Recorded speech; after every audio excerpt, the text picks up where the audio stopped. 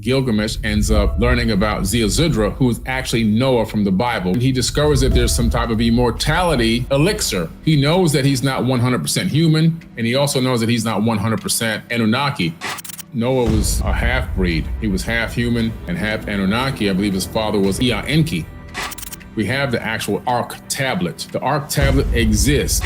Enkidu was fashioned, according to these tablets, fashioned to be a companion for Gilgamesh to go on his hero's journey. We're tapping into the real knowledge.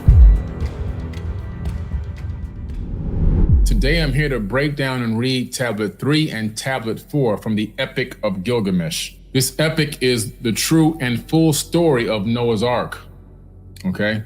The story that's in the biblical text, not even close to being the full story, as well as, unfortunately, not close to even being totally accurate.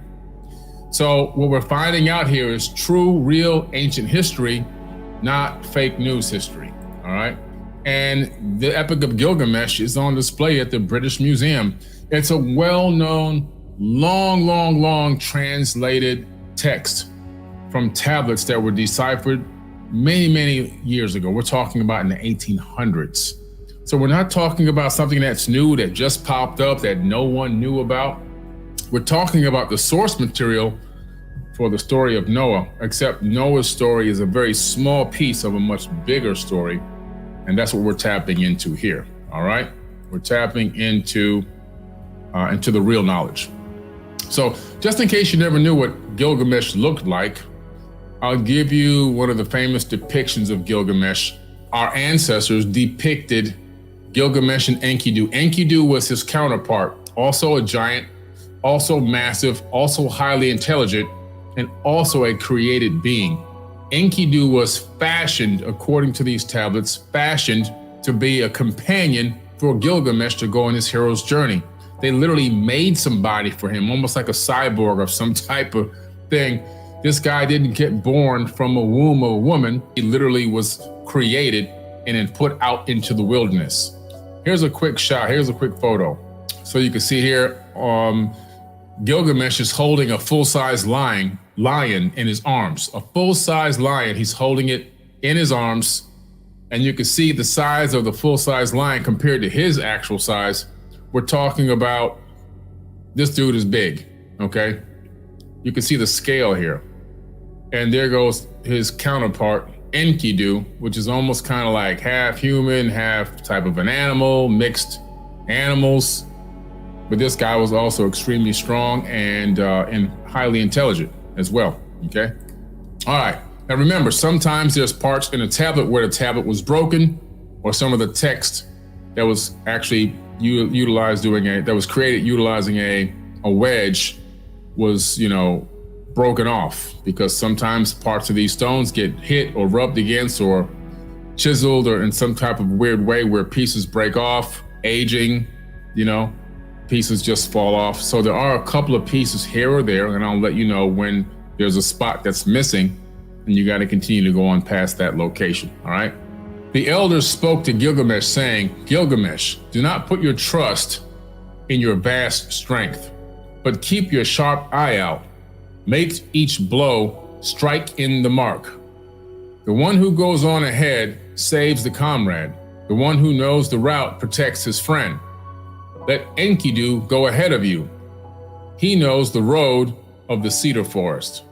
He has seen fighting, has experienced battle. Enkidu will protect the friend, will keep the comrade safe. Let his body urge him back to the wives. In our assembly, we have entrusted the king to you, and your return must entrust the king back to us. In your return, you must entrust the king back to us." Gilgamesh spoke to Enkidu saying, "Come on, my friend, let us go to the 𝗪𝗓𝗕𝗦𝗧 temple. In 𝗪𝗓𝗧, the great queen, 𝗪𝗓𝗧 is wise, all-knowing. She will put the advisable path for our feet. To 𝗪𝗓𝗧, the great queen, 𝗪𝗓𝗧 is wise, all-knowing. She will put the advisable path at our feet." Taking each other by the hand, Gilgamesh and Enkidu walked to the 𝗪𝗓𝗕𝗦𝗧. To 𝗪𝗏, the great queen, Gilgamesh arose and went to her. 𝗪𝗏, even though I am extraordinarily strong, I must now travel a long way to where 𝗩𝗏𝗧 is. 𝗩𝗏𝗧 is this technology that has the capability of killing people if they're caught in the cedar forest doing anything for a range of 3 miles. This thing can detect, 300 miles. For a range of 300 miles, this object named 𝗩𝗏𝗧 can detect rustling of the bushes in the forest.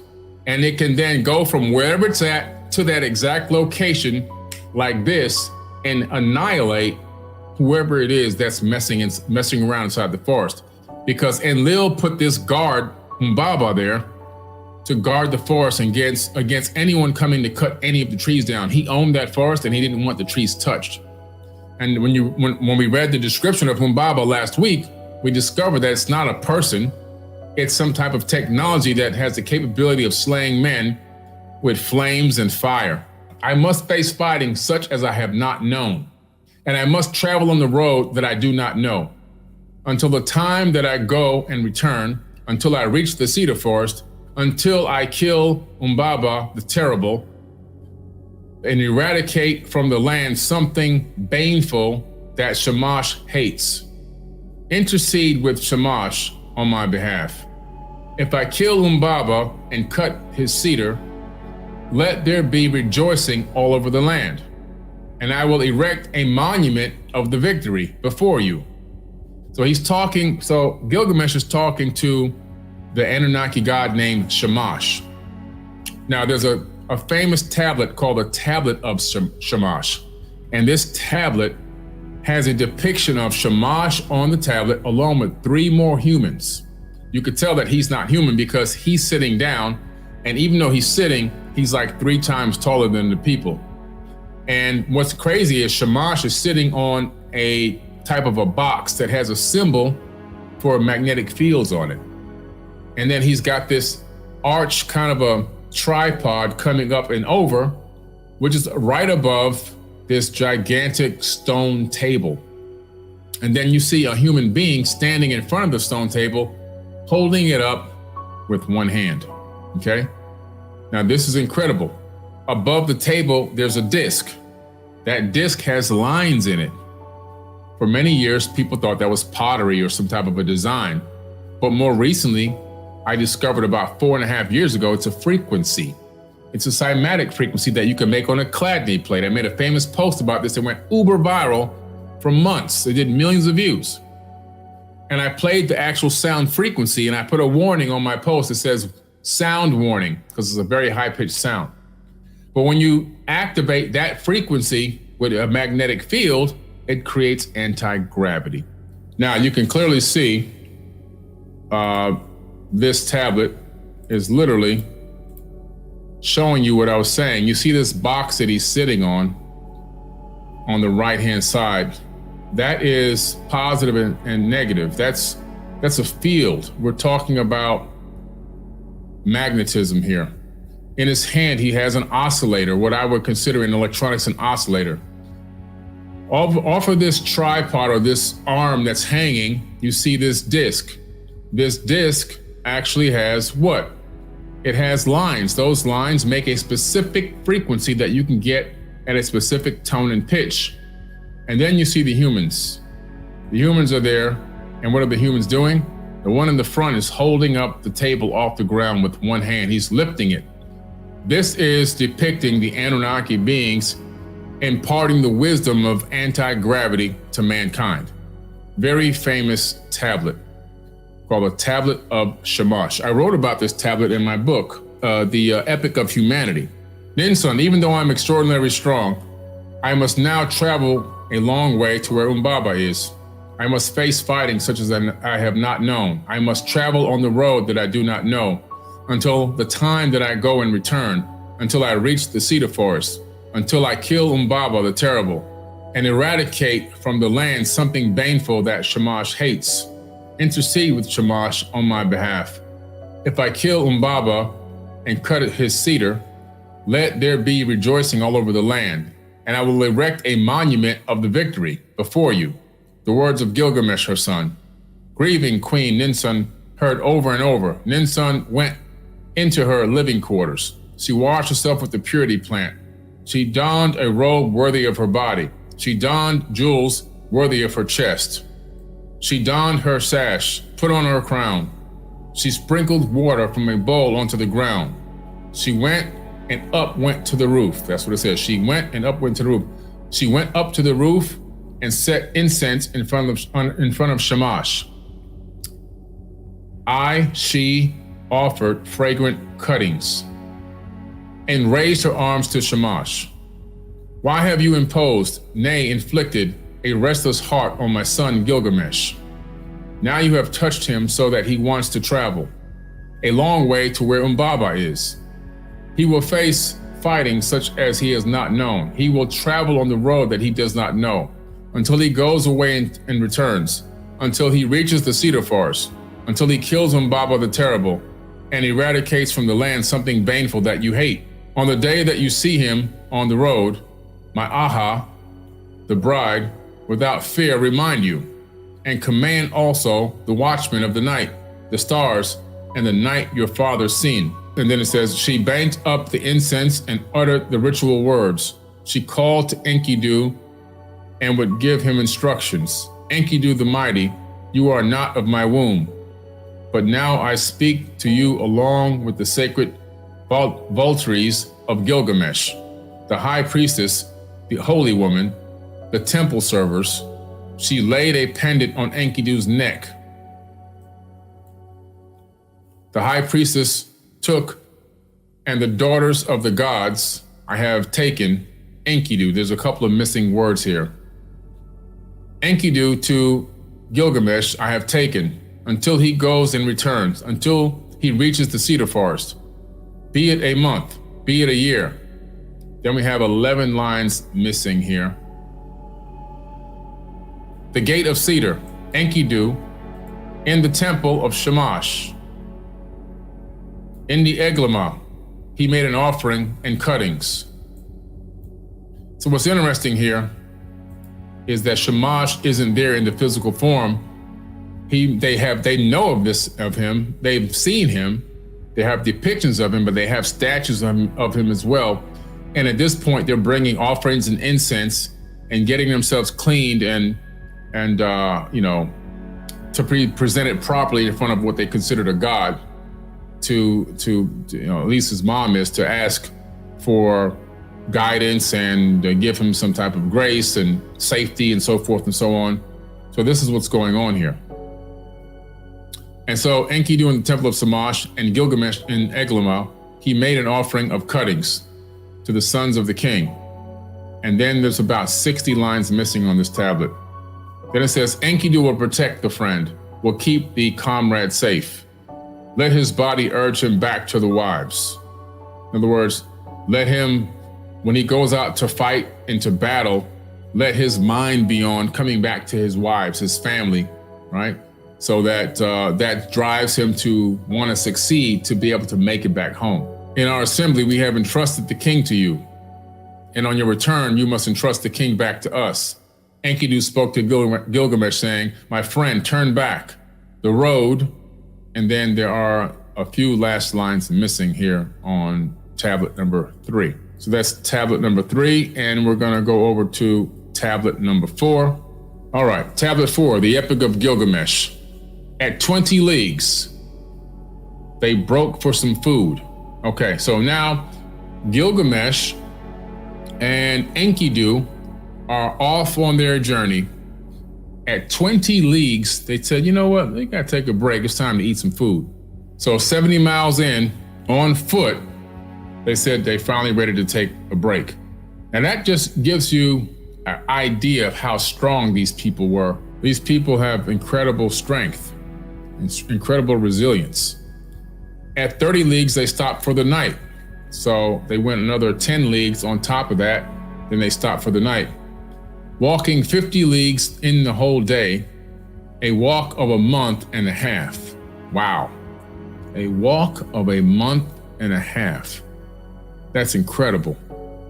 On the third day, they drew near to the 𝗩𝗓𝗕𝗦𝗬𝗓.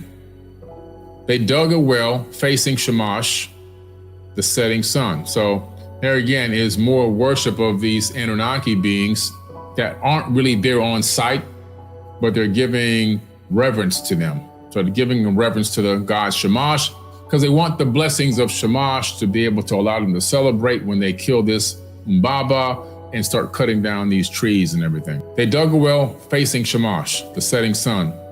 Gilgamesh climbed up a mountain peak, made a libation of flour, and said, "Mountain, bring me a dream, a favorable message from Shamash." Enkidu prepared a sleeping place for him for the night. A violent wind passed through, so he attached a covering. He made him lie down, and in a circle, they, like a grain from the mountain, I know it sounds weird, but there's a few words missing, while Gilgamesh rested his chin on his knees. Sleep that pours over mankind overtook him. In the middle of the night, his sleep came to an end. So he got up and said to his friend, "My friend, did you not call out to me? Why did I not wake up? Did you not touch me? Why am I so disturbed? Did a god pass by? Why are my muscles trembling?" And so Enkidu replies to him and says, "Enkidu, my friend, I have had a dream." I'm sorry, Gilgamesh is talking to Enkidu. "Enkidu, my friend, I had a dream, and the dream I had was deeply disturbing. In the mountain gorges, the mountain fell down upon us, wet like flies." A few words missing.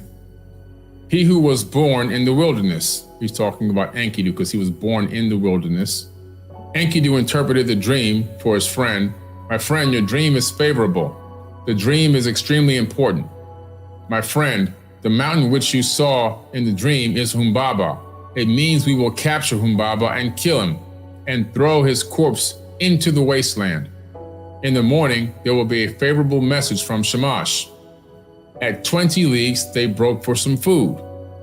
At 30 leagues, they stopped for the night, walking 50 leagues in a whole day, a walk of a month and a half. Wow. So they're 3 months out now. They're 3 months out walking to get to this location to try to kill this 𝗪𝗪𝗪. They dug a well facing Shamash. Gilgamesh climbed up a mountain peak, made a libation of flour, and said, "Mountain, bring me a dream, a favorable message from Shamash." Enkidu prepared a sleeping place for him for the night. A violent wind passed through, so he attached a covering. He made him lie down in a circle. They, like grain from the mountain, while Gilgamesh rested his chin on his knees, sleep that pours over mankind overtook him. In the middle of the night, his sleep came to an end. So he got up and said to his friend, "My friend, did you not call out to me? Why did I not wake up? Did you not touch me? Why am I so disturbed? Did a god pass by? Why are my muscles trembling? Enkidu, my friend, I have a dream. Besides my first dream, a second. And the dream I had, so striking, so disturbing, I was grappling with the wild bull of the wilderness. With the bellow, he split the ground and cloud of dust to the sky." Sounds a little strange because there's a few words missing there. "I sank to my knees in front of him. He holds that encircled my arm." So a few words missing. "My tongue hung out. My temples throbbed. He gave me water to drink from his water skin. My friend, the god to whom we go is not the wild bull. He is totally different. The wild bull you saw is Shamash, the protector. In difficulties, he holds our hand. The one who gave you water to drink is his water skin. God, he's the God who brings honor to you. Lugalbanda, we should join together and do one thing, a deed such has never been done before in the land. At 20 leagues, they broke for some food. At 30 leagues, they stopped for the night, walking 50 leagues the whole day. So they're out 4.5 months now, walking. They dug a well facing Shamash. Gilgamesh climbed up a mountain peak, made a libation of flour and said, "Mountain, bring me a dream, a favorable message from Shamash." Enkidu prepared a sleeping place for him for the night. A violent wind passed through, so he attached a covering. He made him lie down, and in a circle, they like grain from the mountain, while Gilgamesh rested his chin on his knees. Sleep that pours over mankind overtook him. In the middle of the night, his sleep came to an end. So he got up and said to his friend, "My friend, you did not call out to me. Why did I not wake up? Did you not touch me? Why am I so disturbed? Did a god pass by? Why are my muscles trembling? Enkidu, my friend, I have had a third dream. A dream I had was deeply disturbing. The heavens roared and the earth rumbled. Then it became deathly still and darkness loomed. A bolt of lightning cracked and fire broke out. And where it kept thickening, there reigned death. Then the white hot name dimmed and the fire went out, and everything had been falling around turned to ash. Let us go down into the plain so we can talk it over." Enkidu heard the dream and he said, he had presented and said to Gilgamesh, 40 lines here, a couple of words and 40 lines are missing. At 20 leagues, they broke for some food. At 30 leagues, they stopped for the night, walking 50 leagues the whole day, a walk of a month and a half. They dug a well facing Shamash. Gilgamesh climbed up the peak, made a libation of flour and said, "Mountain, bring me a dream, a favorable message from Shamash." Enkidu prepared a sleeping place for him for the night. A violent wind passed through, so he attached a covering. He made him lie down, and in a circle, they like the grain from the mountain, while Gilgamesh rested his chin on his knees. Sleep that pours over mankind overtook him. In the middle of the night, his sleep came to him, so he got up and said to his friend, "My friend, did you not call out to me? Why did I not wake up? Did you not touch me? Why am I so disturbed? Did a god pass by? Why are my muscles trembling? Enkidu, my friend, I have had a fourth dream, and the dream I had was deeply disturbing." There's about 11 lines missing. He says, "It was cubits tall." Gilgamesh, Enkidu listened to his dream. The dream that you had was favorable. It is extremely important, my friend.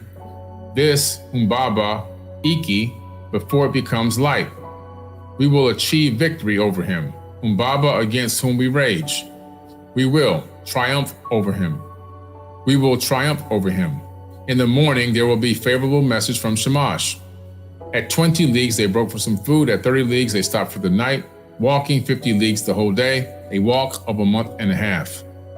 They dug a well facing Shamash. Gilgamesh climbed up the mountain peak, made a libation of flour and said, "Mountain, bring me a dream, a favorable message from Shamash."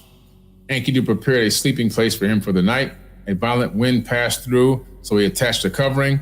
He made him lie down, and in a circle, they liked the grain from the mountain, while Gilgamesh rested his chin on his knees. Sleep that pours over mankind overtook him. In the middle of the night, his sleep came to an end, so he got up and said to his friend, "My friend, did you not call out to me? Why did I not wake up? Did you not touch me? Why am I so disturbed? Did a god pass by? Why are my muscles trembling? Enkidu, my friend, I had a fifth dream, and this dream it was deeply disturbing. His tears were running in the presence of Shamash. What you said in Uruk, be mindful of it, stand by me." Gilgamesh, the offspring of Uruk Haven, Shamash heard what issued from his mouth, and suddenly there resounded a warning sound from the sky. "Hurry and stand by him so that 𝗪𝗑𝗦𝗧 does not enter the forest and does not go down into the thickets and hide. He has not put on his 7 coats of armor. He is wearing only 1, but has taken off 6. They, Gilgamesh and Enkidu, they lunge at each other like raging wild bulls.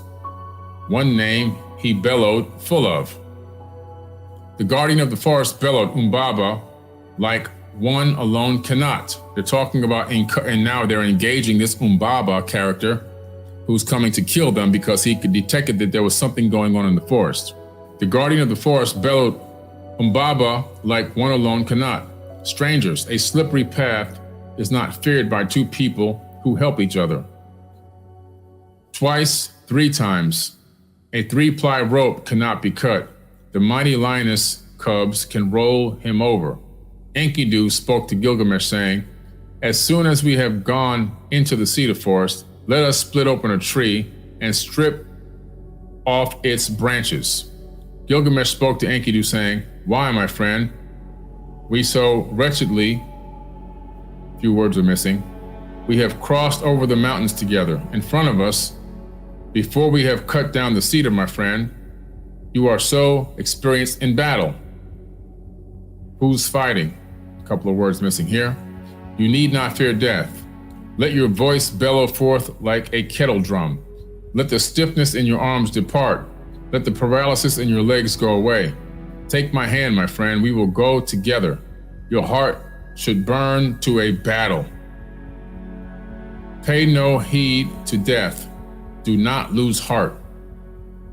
The one who watches from the side is a careful man, but the one who walks in front protects himself and saves his comrade. And though they're fighting, and through their fighting, they establish fame. As the two of them reached the evergreen forest, they cut off their talk and stood still. So in tablet number 4, let me just get back to the main screen here now. So what's going on here is, so these two guys are obviously going through the forest. They're heading to the cedar forest to chop down some trees and kill 𝗪𝗑𝗧. And this is all along the way where the main part of the story is that Gilgamesh ends up learning about 𝗪𝗧𝗪, who is actually Noah from the Bible. We're going to get into that probably in the next couple of tablets. And so he discovers that there's some type of immortality elixir, and he wants to get that immortality elixir. He wants to get it in his hands. He wants to take it. He wants to find out how he can become immortal. He knows that he's not 100% human, and he also knows that he's not 100% Anunnaki. He knows that he's a mixed breed, and he wanted to find out if there's any way possible that he can get some advice on how he can become immortal. Okay, and I think he even wanted to go back to the home planet as well.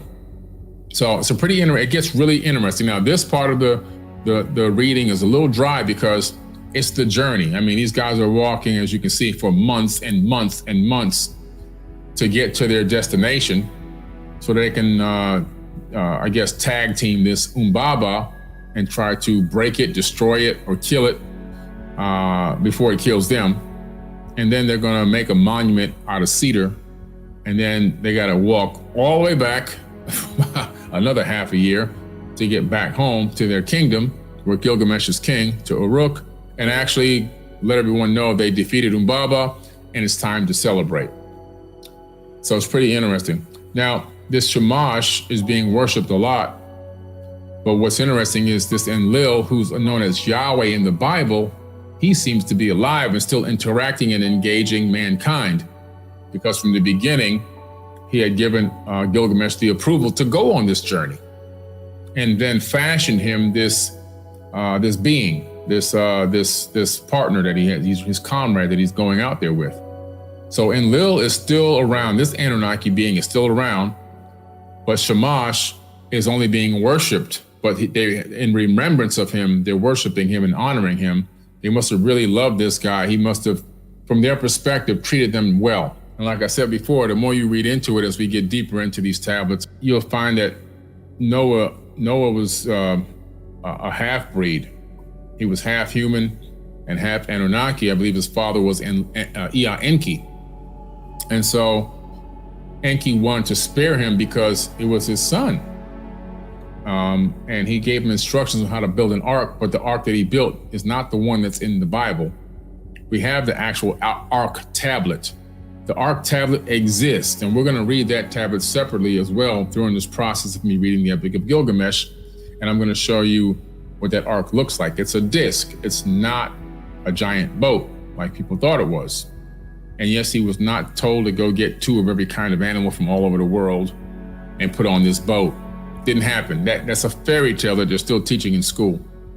He was told to get his local flora and fauna, and his local cattle and whatever herds, whatever small amount of things he had around his area, his land, his farm, whatever you want to call it, his estate, to put them on this round disc-shaped boat that he was ordered to build. For lack of a better word, I call it a boat. I don't know what it was, a submersible, or I don't know what it was, but it definitely didn't look like a boat that would sail out on the ocean like we would think. If you like this video and you want to see more amazing content, go ahead and check out the next video on our channel.